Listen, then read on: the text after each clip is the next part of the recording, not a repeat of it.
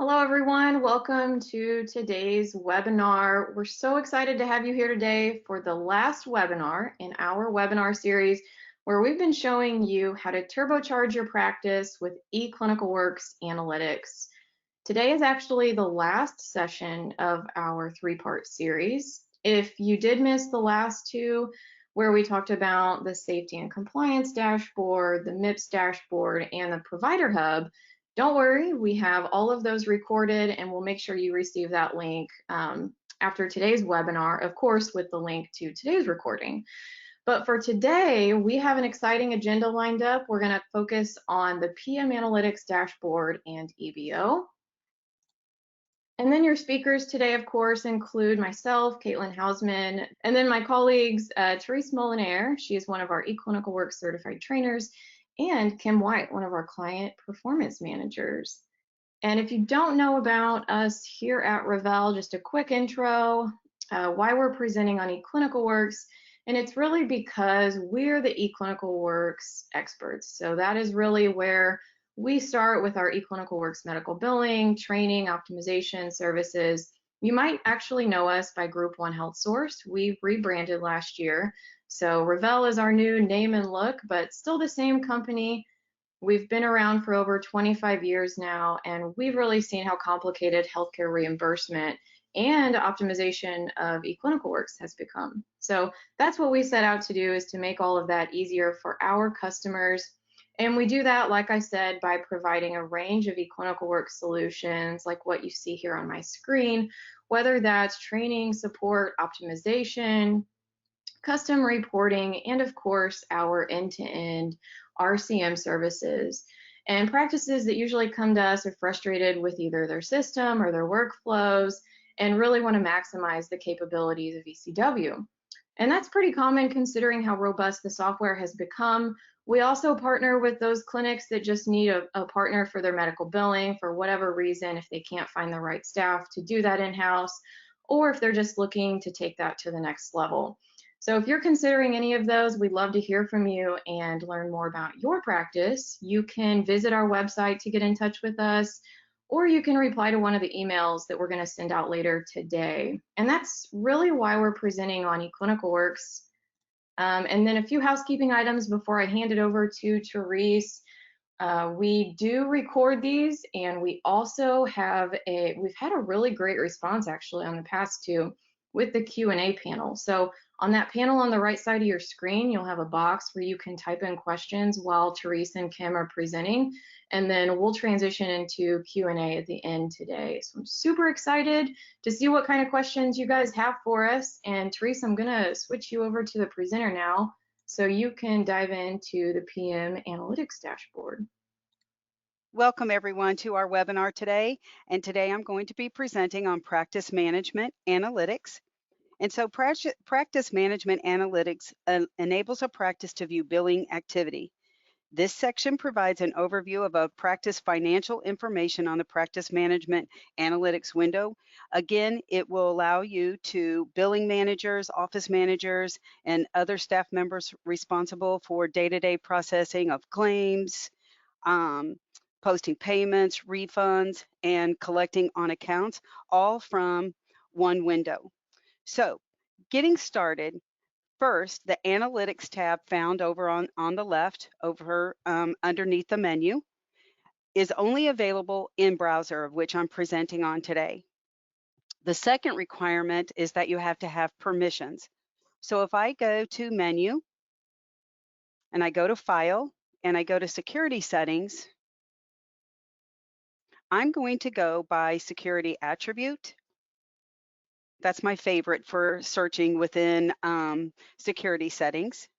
And it is Enable, whoops, if I could spell, Practice. So down at the bottom, do you see where it says Enable Practice Management Analytics? Once you click on it, then it will provide the staff members over to the right-hand side.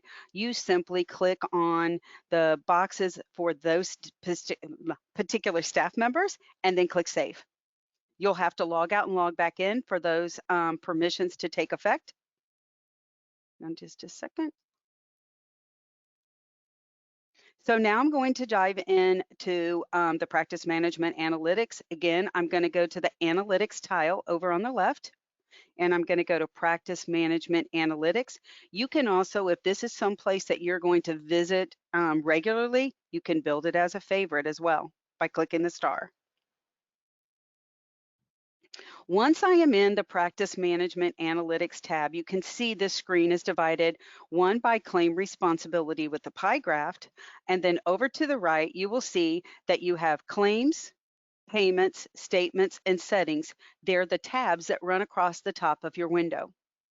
Now, if we start by claim responsibility, in order to set up this pie graph, you do have to go to the settings tab.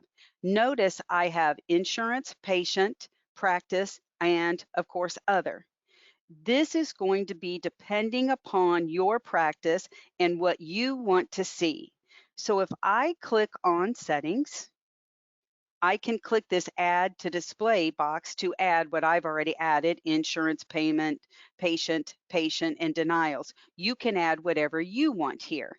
Now, what's critical is that these right here that's fallen in this left-hand side are claim status codes. And these claim status codes pull from billing and codes and claim status codes. It's the same list. So you see I have pending, ready to submit, submitted, patient, self-pay, all kinds. This is very specific to your practice. So again, I'm in a trainer database, so we don't have all of the things that you may have in your practice database. So again, don't judge what I have here based on what you have, and you can set it up very specifically to your practice requirements. So if I go to look at one I've added, insurance, and I click on my pencil to edit, you can pick from the claim status codes that are applicable for you, right? And as you pick them and you use the arrows right here in the middle to bring them over, once you pick them, they fall off of this list here on the left. Okay, so you can see for my insurance, I have submitted, clearinghouse accepted, insurance accepted. These are just a couple of them that I've picked at random, right? If I go to patient, I have patient and self-pay. And then my practice, I chose pending, ready to submit, pending with errors, hold coding and actions to practice.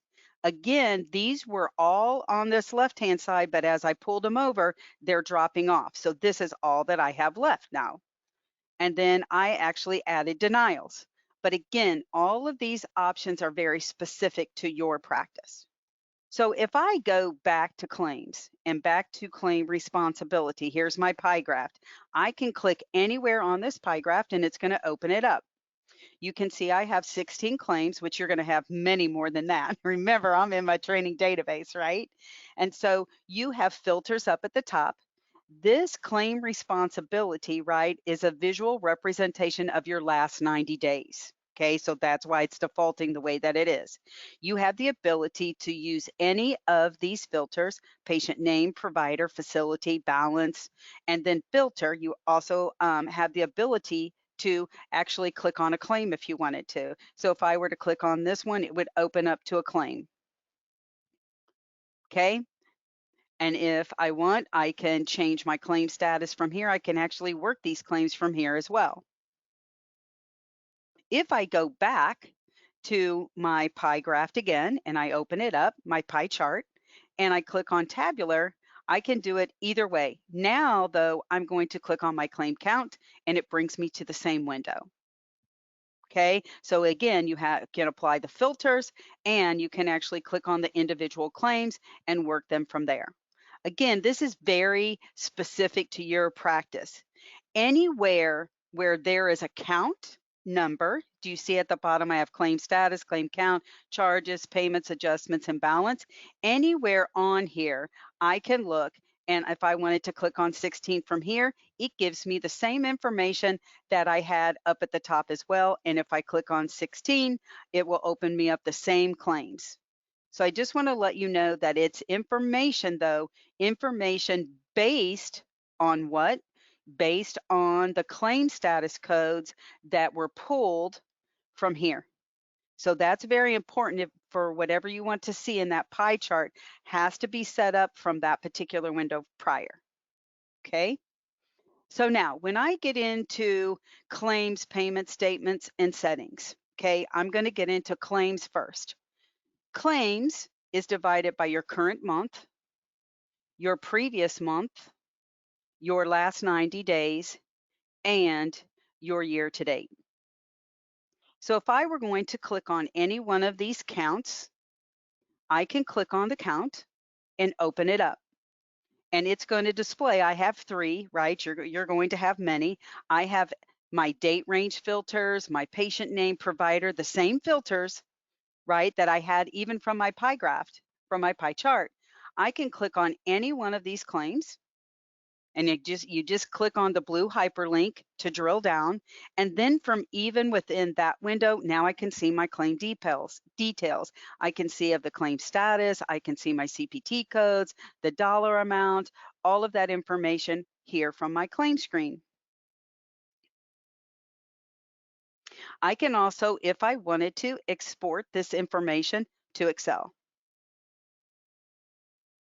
Now, that's going into your claim date. You have claim date, service date, and anything that is outside of this range. Down at the bottom, there is a more data button. And this more data button, you can actually specify your specific date range, patient name, all of those filters, and then filter down and it'll pull that data. So just remember that if there's something that you want to look at outside of the current month, previous month, last 90 days, or year to date, you're going to have to use this more data button. Okay. Next, we'll move on to the payments dashboard.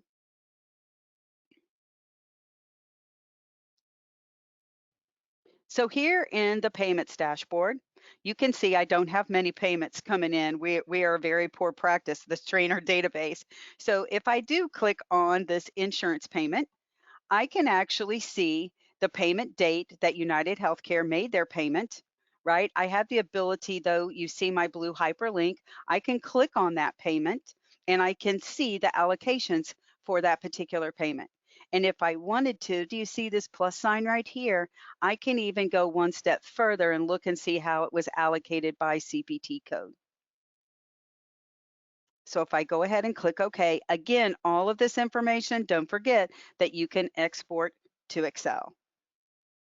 I also, down in the refund summary, again, it is, you simply click on the number to open it up. Apologize for my delay. And you can actually see, and again, I click on my blue hyperlink date, and it will drill down to where I can see the information. Again, I do have that, the plus sign where if I had allocated it, it would be in here. So just wanted to let you be aware that that information is available at a glance. Again, I have the ability to export to Excel.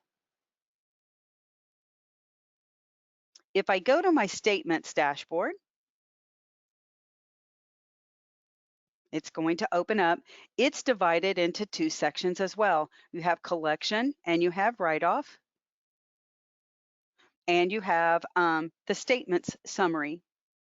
So the statement dashboard enables the practice to display those collections and write-offs and statements that have been processed.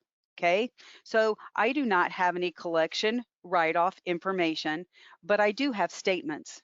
So if I click on my statements, I can click on this count. And if I want, remember I have my date range here, but I'm going to click on Jane Seiler. And if I open this up, I will have to change my date range to see information. And if I uncheck this and click filter again, I can see more information. So what it does is when you go to that patient, it will actually allow you to see the patient inquiry details. Same patient inquiry details that you can see from, the hub, the patient's hub will also display here. I can then even go and drill down into a claim as well, if I wanted to. Come on.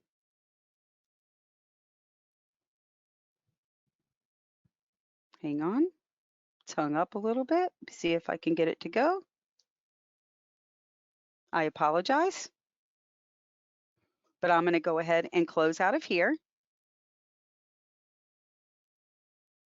And I want you to know that in this statements window, you have the ability that over here on the right, you do have the ability to view that statement and print that statement.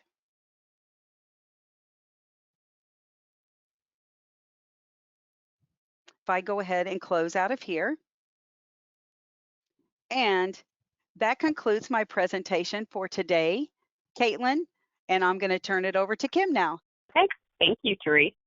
You're welcome. Okay, so that was a great presentation by Therese of going through a lot of information to give you an overall view of claims, charges, payments, statements, things of that nature, right within the application without having to go to eBO, even though it's very easy to get to eBO. So, but what we're going to do now is we're going to go over some basic information about how to maneuver through eBO and some of the things that are available through there. And then we're also going to talk about some reports as well in a few different categories. So I'm going to start out with going through quick links, search, classic view versus portal view, identifying report packages, creating folders, and running reports in the background. So if you're familiar with eBO, and you know about the My Folders, if you're on that portal view, this is just a very quick way that you can get to that My Folders section. All right, then we also have the ECW forum. So if you are not part of that ECW users forum, it is very helpful, not just for EBO, but with anything eClinicalWorks related. There are connections there to eClinicalWorks staff, but also to other users, which a lot of times is what's helpful is to be able to ask questions, see how other people are using eClinicalWorks or EBO. So this is just a quick way, maybe if you are looking at a report or trying to find something and you want to go out there to that ECW users forum, you can do that directly from that portal view on that link. I'm going to close that.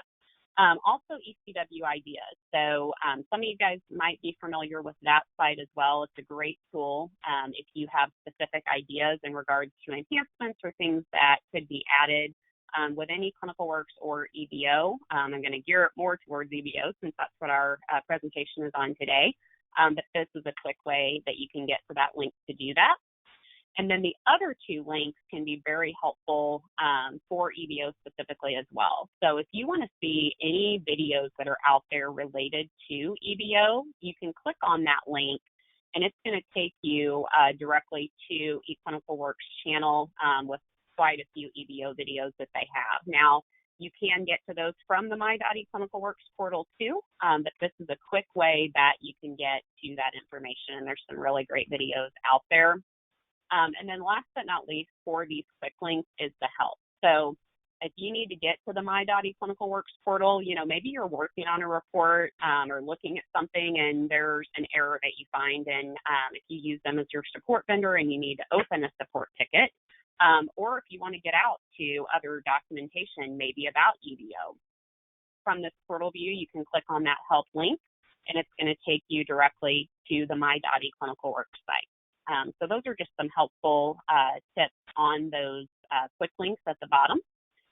So now I'm going to touch base on the search. So if you are in this portal view, a lot of people do prefer to stay there. Maybe they're not in EBO all that much. If you are on this portal view, a lot of times if maybe you know a report number or a certain keyword you're looking for, maybe to find a report, you don't have to switch to the classic view, although we'll go through that next. It's very easy to do. You can use this search at the top. And let's say I was looking for report 31.01. I can type that in the search bar.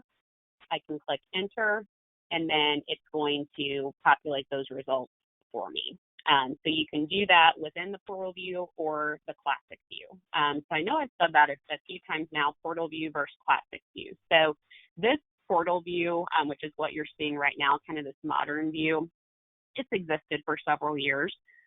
Some people really like it. eClinicalWorks put it together just for kind of their overall popular common report in these particular categories for daily, month-end, financial, and administrative. So, it really helps you get to those reports quickly. But if you prefer the classic view, or if you're wanting to see other reports that are in the eBO package, and maybe you're just not sure what to search for, or just want to look at everything overall, or get to some custom folders, then you can click on the classic view, and then this is going to be that standard view that a lot of you guys are probably very familiar with. So for the rest of the presentation, until we get to the slides, I'm going to stay here in this classic view. The next thing I'm going to touch on quickly is identifying the report package. So here we're in our test environment, so we only have one eBO package loaded here, but oftentimes with clients, you will have several report packages that are there. You know, if you've been on eClinicalWorks a long time, you might have, you know, eBO 5 still loaded and all the different versions. So they are really good. eClinicalWorks is about when there is a new package loaded, then on those previous packages, they'll put in the name what package that is. And usually the most current package is going to be the one that's simply just titled ECW eBO. But if you are needing to know what package you're on, you know, maybe you're looking at documentation and it says, hey, this report's available in this package, or if you are having an issue with support and they want to verify what report package that you're on, how you can do that if you're not sure is from the package, if you click on More, and then if you go to Set Properties, in the description here, that is going to show you what version that you're on. And again, we're in a test environment, so our package is a little bit older. But if I needed to answer that question, I would say, okay, my package is 7.0.1. So that is how you can identify that report package. I'm going to go back here. And now I'm going to talk about creating folders. So you see here I have a folder that's called Test, and that is a custom folder that I created. So oftentimes with clients, we do find, you know, of all various sizes, we will find clients who want to have specific reports. Maybe they want all their clinical reports in one folder and rev cycle reports in another, productivity reports in another.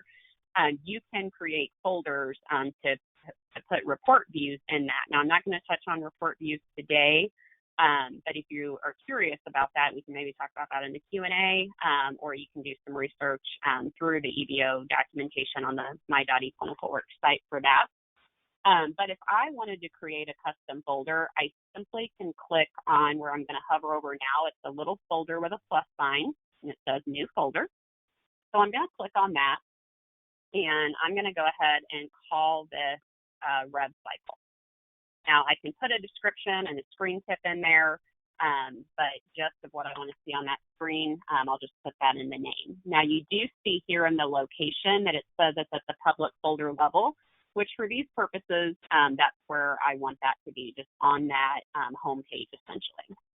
So I'm going to click Finish, and now you see that folder is there. Now, if you created that folder and there's nothing in it, and you're like, oh, I didn't end up needing to create that or something like that, if you want to delete it, you can click in the checkbox next to that folder name and then go up to the red X to delete it. But I do want to touch base on if you want to create a folder within a folder. So I'm going to go ahead and click on the new folder option again. And now I'm going to call this Manager. So maybe in my rev cycle report folder, I want to have reports that the manager looks at, that the director looks at, maybe end users look at, and just kind of separate that out. So if I title this Manager, I don't want that to be at the public folder level. I want that to be in the rev cycle folder. So what I'm going to do is I'm going to click on Select Another Location. I'm going to click in the little radio button next to rev cycle. Click OK. You'll now see that it shows my path public folders to rev cycle, and I'll click Finish. So now you still see the rev cycle folder, but to see that subfolder that I created, I would click on that folder, and now you see the Manager folder right in there. Okay? And then before I talk about some of the reports that we really prefer, I'm going to touch base on running reports in the background. So I'm just going to go through here and select a random report. So this 11.01 day sheet payment by user, which we are going to talk about that report in a few minutes. So a lot of times people, whether it's maybe a resource intensive report needs to be run at nighttime, or maybe you have several reports that you want to go in and run. And instead of sitting there for, potentially an hour, if you have a list of reports you need to run, instead of sitting there waiting for one to get done, then going to the next one, you have the ability that you can do what they call run reports in the background. So to do that, what I'm going to do is I'm going to click on the little blue arrow here next to that report, and that's going to give me my run with option. So to run it in the background, in the upper right-hand corner where it says Use Advanced Options, I'm going to click on that. And there's several different things that are here on this screen. But if I want to run it in the background, I'm going to click in the radio button next to Run in the background. Now, I have the ability, I can run that in the background now. So essentially what you'll do is you can set your prompts that we're going to go through and then go on to another report and either run it, at the same time or set that to run in the background, or you could schedule it even to run later. So if I want it now, I'm going to keep that selected. But if maybe I want this report to run at 5 o'clock tonight, then I could set that time here, or I could put a different date. Another thing that's really nice about running reports in the background is, let's say you need a few different output versions. So maybe you want to see it in HTML, but you might need a copy in Excel. You might need a copy in PDF potentially. Instead of having to see that report at the HTML level and then go in and export it separately into Excel or into PDF, you can set this within when you're running it in the background to run in those different formats as well. So I'm going to go ahead and select those. Not going to talk about the delivery side and all of that today that you're seeing, but then I also want to keep this prompt for value. So if I have specific filters that I want to set within the prompt of that report, I want to make sure that I have that box selected, which it will be by default. So I'm going to go ahead and click Run. And this might take, it's already popped up. Okay. So if I wanted to set those prompts here, I could certainly do that. I'm just going to keep everything the way it is. It'll be a very low volume because it is our test environment. So once I would set my prompt, I'm going to go ahead and click OK. It's just confirming what's going to run. I'll say OK again.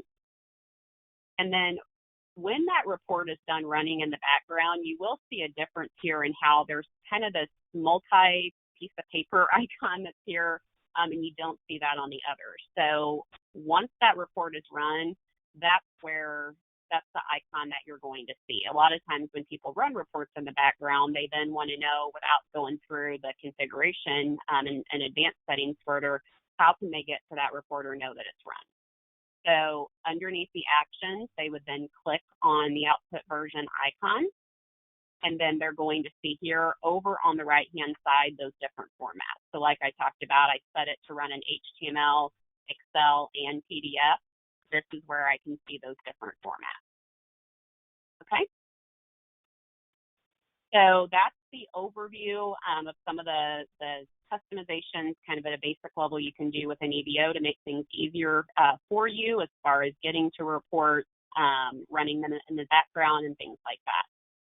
So now, Caitlin, if you can go back over to the slide. Okay. All right, so let's go ahead and move to the next one. Okay, thank you. So these are going to be some of the front end or mid-office reports that we talk about. And I have a couple in each category. So the categories we're going to cover are the front end, mid-office, rev cycle, financial, and exception reports. So for the front end and mid-office, the most popular report that there probably is out there is report number 11.01, day sheet payments by user. So this is something that's good at a manager level, at an end user level, really anybody, to see those payments coming in daily and to see what types of transactions those are.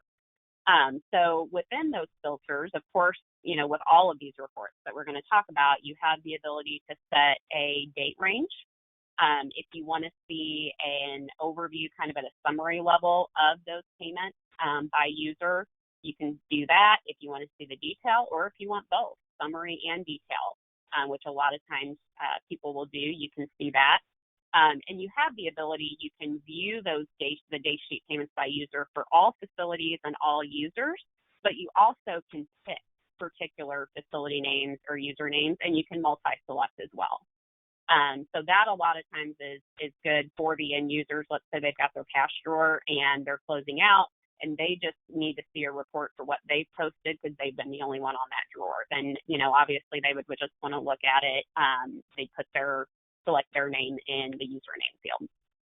So some of the things you're able to see from that report, you can see the payment type. So whether it was cash, check, credit card, that's going to include custom payment type. So, and we'll talk about that actually in the next report. Maybe you've got copay, custom payment type, copay cash, copay credit card, things like that. It's going to show that detail. It's also going to show the patient that those payments, like in the detail section, it'll show the patient that that payment was allocated to. It's going to show insurance that it was from, so Anthem, UHC, so on and so forth. The date of that payment, the payment ID, and the amount. So again, a lot of that's going to show in the detail, but at the summary level, you can see all of that really rolled up. How many particular transactions you had for a certain payment type, for a certain insurance, and so on and so forth. So we'll go ahead now and talk about report number 11.02, which is the copay report. So I already mentioned the copay a little bit, but a disclaimer on this report, and you will see it when you go to run that report, is you must, in order for that to work, you must have custom payment types that have the word copay as a prefix in all capital letters. So what this report is really good for is to be able to show you the expected copay, and that's going to pull from the copay amount that's listed in that patient's chart, which of course then links to the encounter. You're also going to be able to see if your team has properly used those copay payment types, if they collected that amount that was posted under that particular payment type. You can see if they've posted payments for other balances. So it's basically any payment then that's tied to a payment type not starting with copay. And then you can see total collected, and then any variances, and get some percentages as well. So the prompts are pretty basic in that. Date range, again, kind of like the previous report, you can look for all appointment providers or all facilities, multi-select, or just pick, one particular one. On that report, I would say too, there's an omit visit status filter, and it's really important to make sure you do look at that, because if you have patients that are on the schedule and they've canceled or they've no-showed, or they were left pending or something like that, basically they were never seen. That expected copay, if you don't omit those visit statuses, then that's going to show as that you expected to get that copay and you didn't get it. Well, you didn't get it because they didn't come in. So make sure that you omit those particular visit statuses. But for that, I already talked about a little bit what you can see on that report.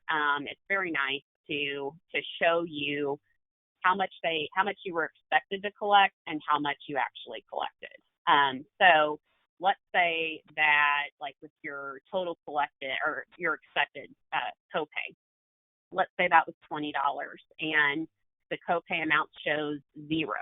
Other paid maybe shows 20, so that's a sign right there that the user didn't use the copay payment type.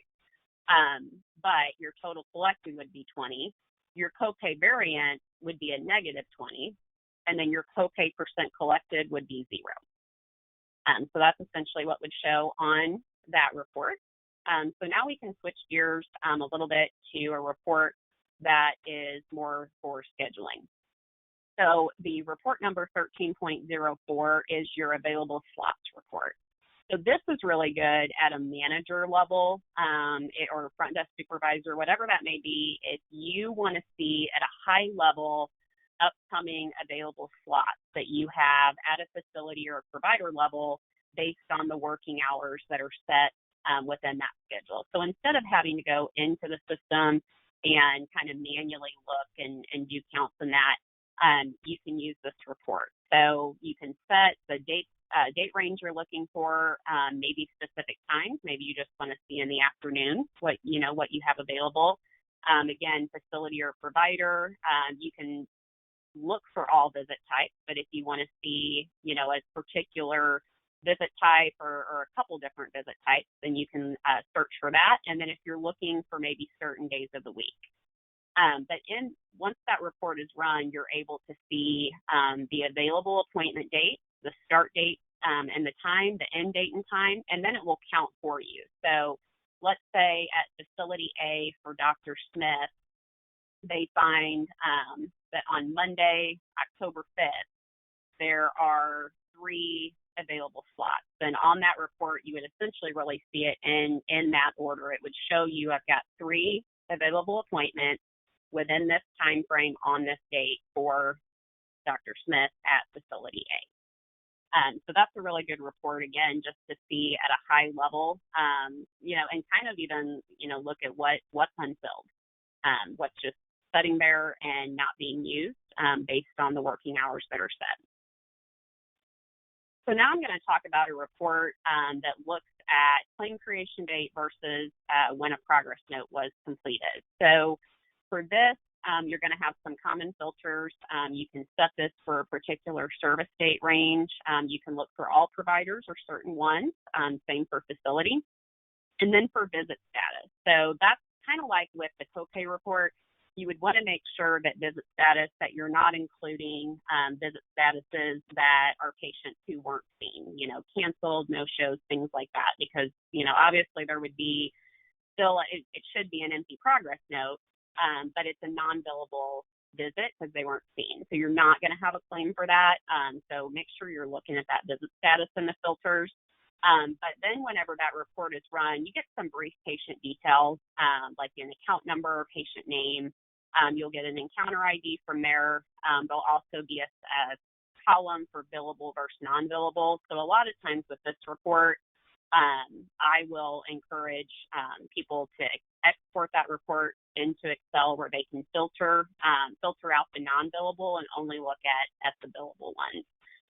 The chart lock status, so it's going to say, yes or no, that's been locked. And then if it has been locked, it's going to give you that progress note lock date.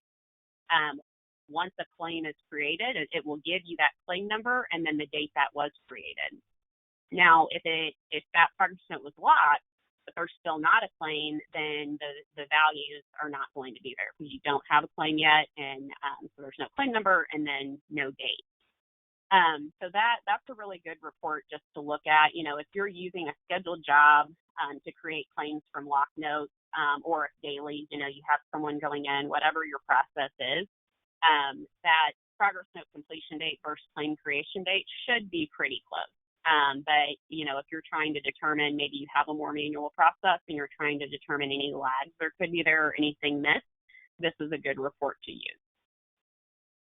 So then the next set of reports in the front end and mid-office section I'm going to talk about is referrals. So we have an incoming referral report, which is 4.04, and then an outgoing referral report, which is 4.05.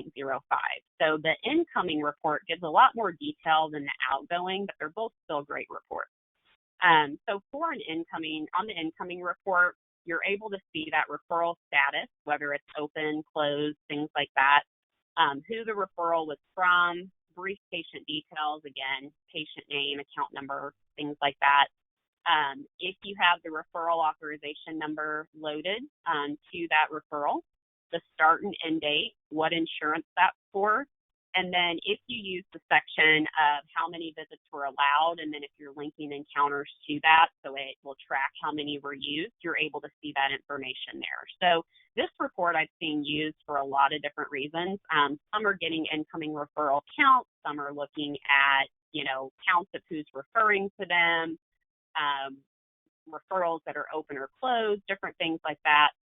But I've also seen practices use this as kind of a checks and balances to make sure that all the referrals that are in the system, maybe they're using it, that module strictly for authorization. This is a report that can show them, hey, you've got, X amount of incoming referrals out there that don't have an authorization number, and then that can be a work list for someone to work on those.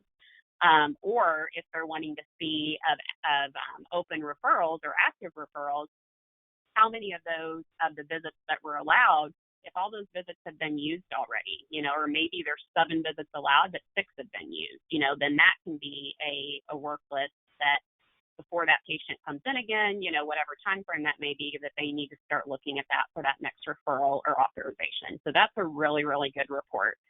The outgoing referral report is a little bit more basic.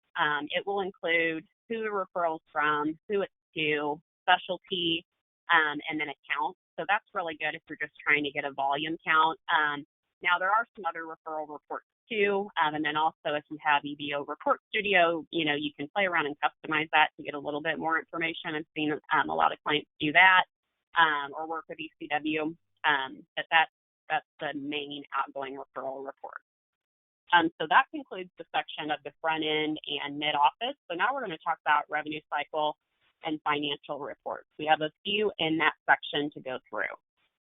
So the first one I'm going to cover is report 31.01, the aging summary analysis. And again, there's quite a few AR reports out there, but this is one of the most common ones that is reviewed and recommended. So for that, you've got your filters you see here, claim date versus service date. Now, my disclaimer really on that is, and it's going to be really on all of these reports, is if you are trying to figure out AR aging from the time that AR really went on the book, you need to make sure you're looking at claim date.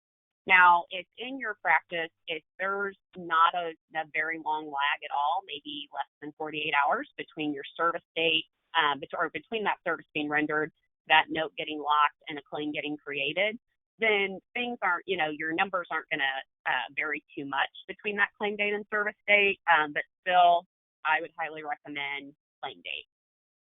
From this report, excuse me, you're able to see balance types and range. So what I mean by that is you can look at just credit balances, you can look at positive balances, you can look at all. You can say, okay, I only want to see, AR from $0 to 1,000. You can break that up, or you can just look at everything. If you want to look at AR for specific facilities, facility groups, insurance names, or insurance groups, you can do that, or you can include all. Same with provider. Excuse me again, allergies. But when it comes to the patient and guarantor, where you see that, that's of course going to apply on that patient AR. And then you have different ranges. So it's going to break up into 30-day increments, starting from 0 to 30 until you get to 180. Then it's going to be 180 plus. Excuse me again. So when you view that report, you're going to see the AR ranges. You're going to see the balances.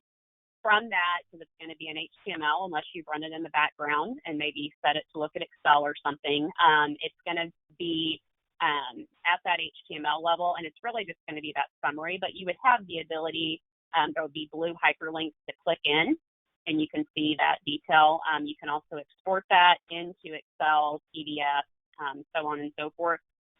And then you can group that AR. So that's really at that filter level that you would have some grouping options. So if you want to see that AR grouped together by each facility, maybe each insurance group, or by each provider, you can do that just so it kind of organizes that report a little bit more. So the next report that I'm going to touch base on is 3614, financial analysis at claim level with everything. So the next report we're also going to talk about is very similar to this report, but there's a big, very similar, but a big difference with that. So if you're wanting to look at billed charges, payments, adjustments, whether contractual, write-offs, refunds, things like that, just at a claim level, this is a good report to use. So again, you'll have that ability to see claim date versus service date, set your date range, facilities, insurances, patients, that you can filter by. And then you can see all the different transactions that it will display, or you can pick certain ones from the list. But this associated versus unassociated, I want to make sure to talk about, because on a lot of these financial reports, you're going to see that as a transaction type option.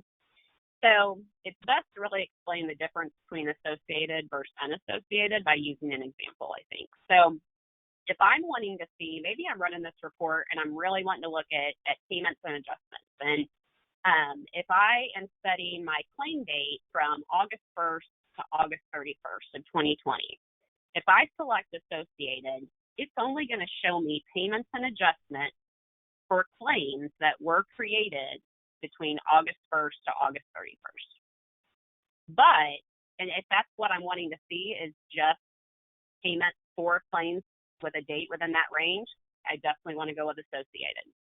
But if I'm wanting to look at really all payments and adjustments for a particular date range, I'm still going to say claim date, but then I'm going to pick August 1st and still pick August 1st or August 31st, I'm sorry, but then I'm going to say unassociated because that's going to then show me transactions for claims for dates that are within that range, but then also other transactions that came in. So might have to look that a little bit. I can also answer questions later on that. But then in that report, you're going to see the transaction type. So what I mean by that, you're going to have different columns for billed charges, total payments, insurance payments, patient payments, contractual adjustments, so on and so forth. Same with the other report. You can drill in if it's an HTML because it's kind of just going to be a summary overview. You can drill into that claim detail. You can export. And then again, you can still organize your report essentially before you run it to see that claim level analysis organized by facility, insurance provider, so on and so forth. So the next report that we're going to see here is 3708. So everything basically I said about 3614, all of that's still going to apply. The difference is this report is at a CPT level. So if you are wanting to see transactions at that actual CPT level and not just the claim level, this is going to be the report that you want to use. So, obviously billed charges are always going to be at a CPT level, but when we get to the exceptions here in a few minutes, we'll talk about maybe transactions that don't get carried forward to the CPT level for payments or refunds or adjustments. But as long as you're doing that, then this CPT level report would be what you want to review. So that's one of my favorite reports within eBO. So the next two reports, we're going to talk about 3709, which is fee schedule allowable versus claim payments, and then we're going to talk about an RVU report. But on this 3709, it's important to know with this report that when we say fee schedule allowable, it's simply whatever fee schedule or schedules, I should say, that you have within ECW. So if you are looking to see if you're getting underpaid by Blue Cross or UHC, and if you don't have fee schedules built in the system for them, then this report's not going to be too helpful to you. Luckily, with a lot of clearinghouses, you do have the ability, several of ours that are preferred, where there's a tool that you can load those fee schedule contracted rates and do some analysis from that. But in order to report the data from ECW, in order, your output, you have to have input in there as well. So for this fee schedule allowable versus claim payment, you can look at it by different types of dates. Again, that associated versus unassociated. Then you can say if you want to see all payments, if you just want to see payments that are less than the fee schedule allowable, and then you can look at payments that are greater than the fee schedule allowable. And then, again, you can see everything, or you can filter that by certain providers, facilities, insurances, or CPT codes. And you can group that as well. But essentially on that report, besides just seeing the dates and the claim ID that's for, it's going to show you what pulls in from that fee schedule attached to that claim in CPT. It's going to say the charge allowed fee, the payment allowed fee, and the payment percentage. So a quick example there. Let's say on a CPT that your charge allowed fee on the fee schedule is loaded as $100, but the payment allowed fee was only $50 is what came from the payer and was posted. So your payment percentage is then going to be 50%. Okay. So the next report and the last one we talk about with the financial and rev cycle before moving into a few exceptions is the RVU report, the work in total. So my disclaimer on this is to make sure that you run the populate dummy CPT code RVU RVU utility via the report console. So that's available.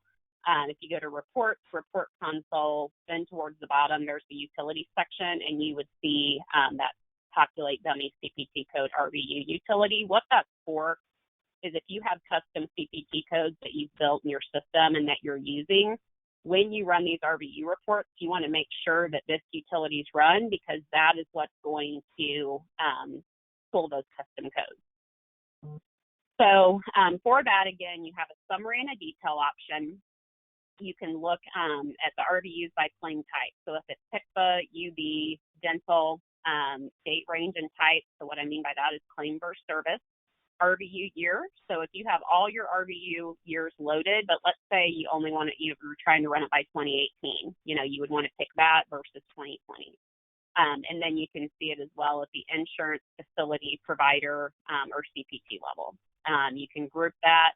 That report is going to show you those work RVUs, total RVUs, the billed charges tied to those, and the billed units tied to those as well.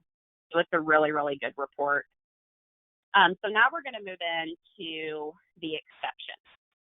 So these reports are important. Really, this first one, kind of back to that when I talk about the CPT level. So let's say you're trying to do a reconciliation and you ran 3614 and you ran 3708, and 3708 is less than 3614. Like your CPT level is less than your claim level. That's a sign that you have some transactions, whether payments, refunds, or write-offs, that were not carried through during the time of posting to the CPT level. So this is a report we recommend, depending on what your volume is, for sure running it monthly, maybe every 2 weeks, maybe every week. But you can set a date range, pick your date type, pick your transaction type of associated versus unassociated.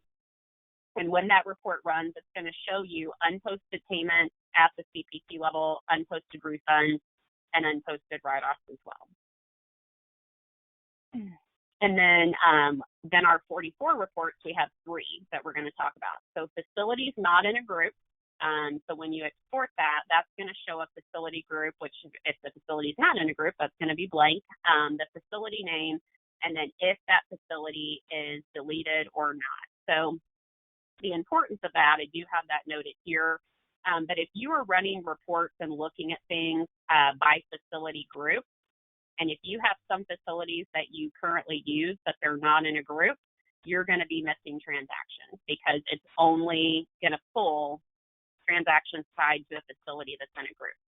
So if you are using facility groups, make sure that any facilities that you would have transactions posted to, that those are allocated to a group. And it's going to be a very similar philosophy when we look at the next to the 4404, which is insurances not in a group, and then 4405, I believe it is, for insurances in more than one group. So same concept.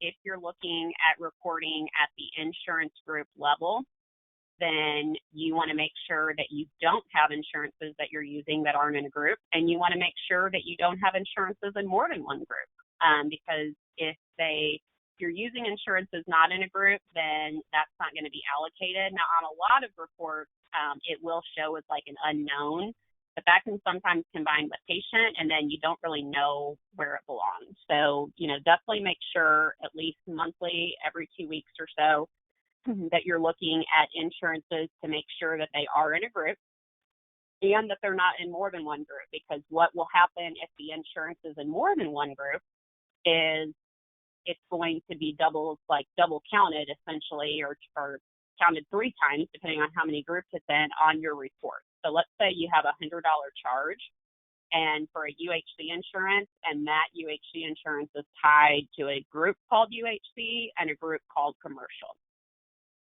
Then that charge is going to show as $200. One time is $100 in the UHC group, and one time is $100 in the commercial group. So these 2 reports are really important to make sure that you are looking at if you're running things by the insurance group. So that is what I have for today as far as some basic and intermediate eBO reporting. So Caitlin, I will go ahead and hand it over to you. Perfect. Thanks so much, Kim, and big thanks to Therese, both of you, for taking time to present today.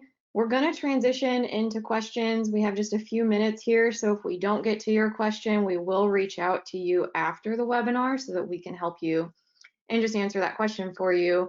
Quick reminder, when you do exit the webinar, you'll get a quick survey that's going to pop up. If you could just let us know how we did. We use all of your feedback to create future webinars on topics just like this one. So we really appreciate that feedback. So some of the questions that I'm seeing, one question, Therese, I think this one might be for you, is what about practices that are only on the desktop version? So I'm assuming that's probably referring to that PM analytics. Unfortunately, they will not have access to the analytics tab. It's only found in the browser version. Okay, great. And then the next one, if you are a multiple specialty group with many practices, are there settings so managers only see their specific practices, or is it driven by facility? Regarding the PM analytics? Yeah, I think that one came in pretty early, so I think that one is regarding the PM analytics. Just a second. Because when you run reports, hang on just a second. Within those reports, you have your filters by patient, provider, facility. It doesn't, when you have access to it, it doesn't say that you only have access to a particular facility. There's no limitations on that that I'm aware of. So you get access to everything. Okay, so then they can't set it up to where they're only seeing a specific practice. Not that I'm aware of. Now, again, there may be some specific settings if they're using facility security that they maybe only can see, but this actually gives everyone that I'm aware of access to the whole analytics tab. Okay, great. Thanks, Therese. Thank One of you. the questions that came in was also whether we were going to discuss non-financial analytics. And since we kind of wrapped up today already, I'd be really curious to hear from all of you if there are other, clinical analytics that you want us to present on in a future webinar. And then Kim, I think this question is probably for you. The claim aging detail doesn't have the member insurance ID anymore. Can you show me which aging report we should use right now? I don't know if that's one that you had already covered. It is not, but I can actually, I do know there is one. Let me, if you can send that one to me, Caitlin, and then we can follow up with that after the webinar. Yes, we will do that. So that is noted. The other is, how do I put a report in my folders tab? Okay, yeah, let me. And so that was back over. Yeah, so that would actually be, and I can send a screenshot though as well, so Caitlin, you could forward that on to that individual, because it looks like my internet timed out. So that's perfect timing. But that would be like whenever I was showing how you could even create, how you can create folders. There's that section where you can select, what folder you want that to be in. You can say. It works the same within a report, like within the report view, that you can save that, because what I would honestly recommend creating a report view for that, which we can send those instructions since that wasn't something we went over today. And then that can include a screenshot that will show you how you could put it in my folders. I would never recommend putting a report from the package level into a particular custom folder or in the My Folders. So I can definitely send you more information on that. Okay, yeah, and I know we're about 2 minutes over, so it looks like we got to most of the questions. Like I said, if we did not get to one that you had in here, I see a few, we're going to reach out to you individually. And again, if you have a question that we didn't get to that you think of later, you can go ahead and submit that actually in the survey. So we'd love to hear from you. And again, if you want to learn more about Revell and how we can help your practice, just let us know and we will get in touch today. Therese, was there anything else you wanted to add, or Kim, before we wrap up today's webinar? I did, Kim. I wanted to say that if they are using the EXE, they have the ability that they can launch the 11 e-browser if they go to their help menu. And they can also reach out to us if we're their support, or they can also contact ECW as well. And they can help get the icons, just very similar to their EXE desktop icon, added to their desktop. Hang on just a second. Okay, so up here at the top, do you see where it says a launch? If they are on version 11, they should have access to their URL that they can actually get in there and see it. And it should launch it from here. If mine doesn't, remember it's a training database, but in their particular case, it should be able to open up from there. But they can also, like I said, if we are their support, they can contact us to help with putting those icons on their desktop, or they can contact ECW support as well to put those icons so that they can play with it if they want for the version 11e, the browser version. All right, perfect. Thanks, Thank you. Therese. Thank you. All right, well, I think that's all we had. We will send out the slide deck and the recording, and then also include those previous sessions from today. Thanks again for joining us, and we hope you enjoyed today's webinar.